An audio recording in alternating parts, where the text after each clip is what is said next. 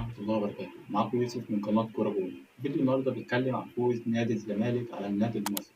نادي الزمالك يا جماعة قدم مباراة ممتعة جدا، مباراة بتكتيك شكله حلو جدا.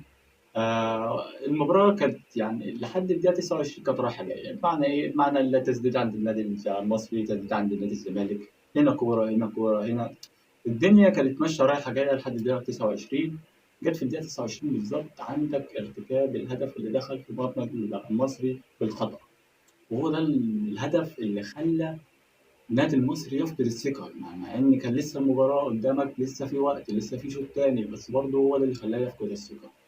نادي الزمالك قدر اللي هو يعني ياخد الثقة، أو بالفعل يا جماعة نادي الزمالك قدر اللي هو يكتسب الثقة ويحرز هدف في الدقيقة 64 عن طريق عمر كامل.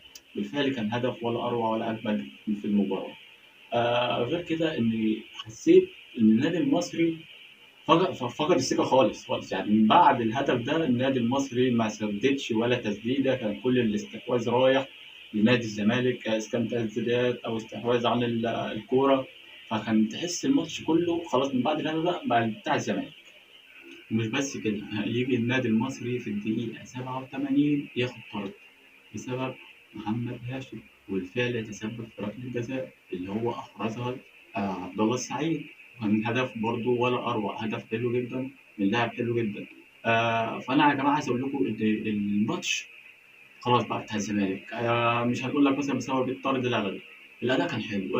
نادي الزمالك هضمن له الصدارة اللي هو فيها حاليا لو لعب 3 ماتشات قدام بنفس التكتيك ده. يعني النادي المصري لو قدر 3 ماتشات قادمين ياخدهم بنفس الأداء ده، أنا أضمن له الصدارة.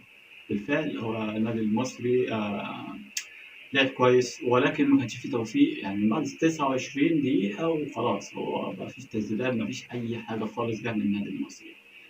فده كان موضوع حلقتنا النهارده، يا رب يكون الفيديو عجبكم ما يكونش تقيل عليكم. فعايزكم تشتركوا في القناة وتفعلوا زر الجرس عشان يوصل لكم كل أخبار الكورة أول بأول.